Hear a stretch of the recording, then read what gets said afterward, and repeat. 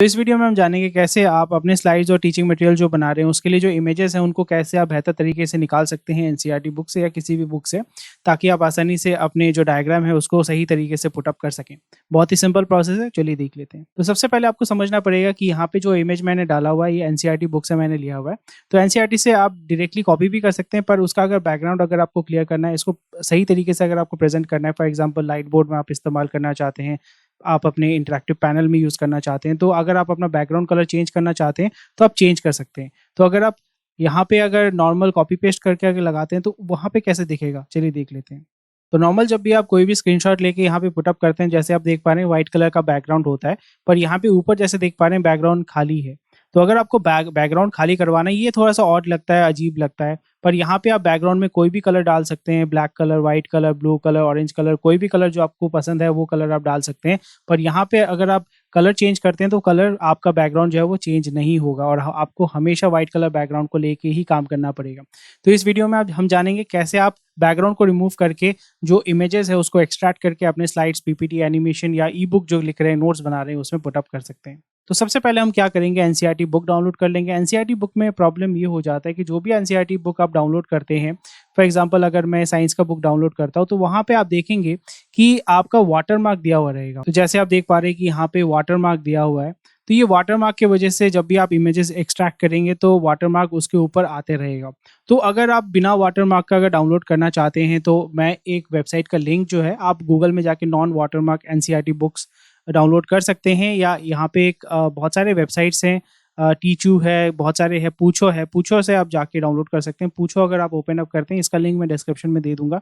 तो ये स्पेसिफिकली मैं एनसीईआरटी बुक के लिए कर रहा हूँ, क्योंकि एनसीईआरटी बुक से अगर आप यूज़ करते हैं तो वहाँ पे कॉपीराइट का उतना इशू नहीं आता है। पर अगर आप किसी प्राइवेट पब्लिकेशन का यहाँ से अगर डायग्राम ले लेते हैं और उनको अगर क्रेडिट नहीं देते हैं तो आपके ऊपर कॉपीराइट का इशू हो सकता है। तो इस चीज़ पे आपको ध्यान रखना पड़ेगा। तो यहाँ पे ऐसे आप देख पा रहे हैं हर एक क्लास का जो है डायग्राम बुक जो है आप डाउनलोड कर सकते हैं बिना वाटरमार्क का।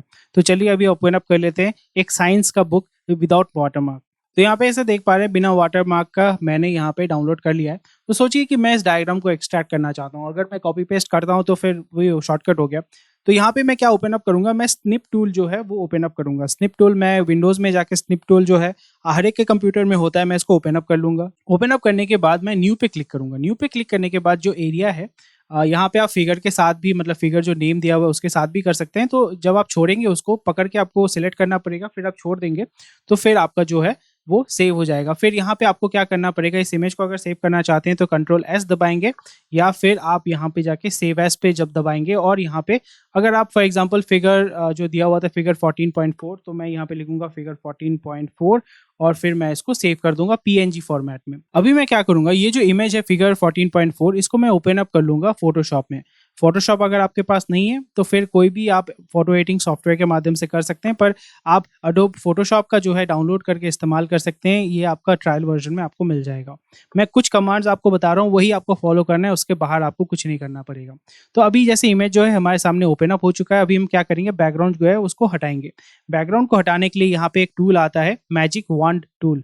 मैजिक वॉन्ड टूल को एक्टिवेट करने के लिए आप डब्ल्यू दबा सकते हैं, या आप यहाँ पे जाके उसको क्लिक कर सकते हैं। और यहाँ पे आप देख सकते हैं मैजिक वॉन्ड टूल पे हम क्लिक करेंगे। क्लिक करने के बाद यहाँ पे अगर आपका लॉक दिखा रहा है तो लॉक के ऊपर क्लिक करके लॉक को खोलना पड़ेगा। अगर लॉक नहीं है तो कोई टेंशन नहीं है। फिर हम कहीं पे भी क्लिक करेंगे, जैसे आप देख पा रहे हैं एक एरिया सिलेक्ट हो गया। फिर मैं डिलीट पे क्लिक करूंगा। डिलीट पे क्लिक करने के बाद जैसे आप देख पा रहे हैं आपका जो बैकग्राउंड है वो रिमूव हो चुका है। पर फिर भी आप देखेंगे कि कुछ कुछ एरिया जो है उड़ चुका है। तो उसको फिर से लाने के लिए हम क्या करेंगे, यहाँ पे साइड में जो है इसमें डबल क्लिक करेंगे। डबल क्लिक करने के बाद यहाँ पे आपका स्ट्रोक का एक ऑप्शन आ जाता है। स्ट्रोक पे हम क्लिक करेंगे। स्ट्रोक पे हम जाएंगे, यहाँ पे ये जो सेटिंग मेरा आप देख रहे हैं आउटसाइड नॉर्मल ओपेसिटी 100 और 4 पिक्सल जो है कलर हम चेंज कर सकते हैं। कलर हम यहाँ पे वाइट रखेंगे और फिल विथ कलर। फिर इसको हम क्या करेंगे, ओके पे क्लिक करेंगे। जैसे आप देख पा रहे हैं बाहर साइड से आपका एक स्ट्रोक आ चुका है, यानी जो भी टेक्स्ट है या जो भी इमेज है उसके पास से आपका एक सफेद रंग का दाग आ चुका है। तो अभी हम क्या करेंगे, हमारा इमेज तैयार है, पर फिर भी क्या होता है कि अगर आप इसको लाइट बोर्ड में पुटअप करते हैं या आप इंटरैक्टिव पैनल में पुटअप करते हैं तो टेक्स्ट बीच बीच में उड़ जाता है। तो टेक्स्ट को अगर प्रोमिनेंटली मुझे दिखाना पड़ेगा तो मैं इसको बैकग्राउंड को थोड़ा सा कवर करूंगा। कैसे कवर करूंगा, तो यहाँ पे एक ऑप्शन आ जाता है, वो है rounded rectangular. Rounded rectangle tool आप यूज़ कर सकते हैं। मैं इसको यूज़ करता हूँ क्योंकि ये दिखने में अच्छा लगता है। मैं इसको सिलेक्ट करूँगा, इसको आप एक्टिवेट कर सकते हैं यू बटन दबा के।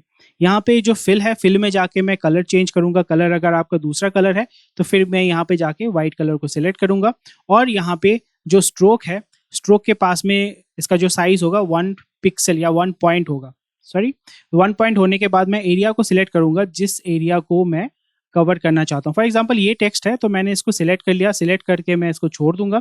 छोड़ने के बाद देख रहे हैं कि ये जो टेक्स्ट है वो कवर हो चुका है क्योंकि ये ऊपर के लेयर में आ चुका है। आपका टारगेट ये होना पड़ेगा कि यहाँ पे इस लेयर को सिलेक्ट करके इसके नीचे लाना पड़ेगा। तो यहाँ पे ये जो टूल है इससे मैं बाहर रहूँगा, मैं इस टूल को मैं सिलेक्ट करूँगा।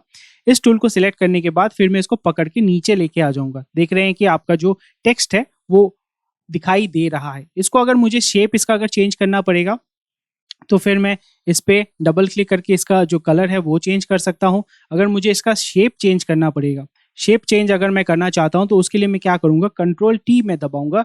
कंट्रोल टी दबा के मैं यहाँ पे इसका जो शेप है, साइज है, लंबा चौड़ा जो भी है मैं उसको चेंज कर सकता हूँ बहुत ही आसानी से। तो इसी तरीके से आप इसको चेंज कर सकते हैं। आप बैकग्राउंड कलर में कुछ भी डाल सकते हैं, पर यहाँ पे क्योंकि मैं बैकग्राउंड कुछ नहीं डाल रहा हूँ तो मैं इसको इसी तरीके से सेव करूँगा। तो मैं सेव करने के लिए मैं जाऊँगा फाइल, सेव एज पे क्लिक करूँगा। सेव एज पे क्लिक करने के बाद फिर मैं उसको पीएनजी फॉर्मेट में सेव करूँगा। पीएनजी फॉर्मेट में सेव करने के बाद मैं इसको सेव कर दिया, मैंने ओके दबा दिया। अभी चलिए देख लेते हैं कि ये जो इमेज हमने सेव किया है उसका बैकग्राउंड साफ आया है कि नहीं।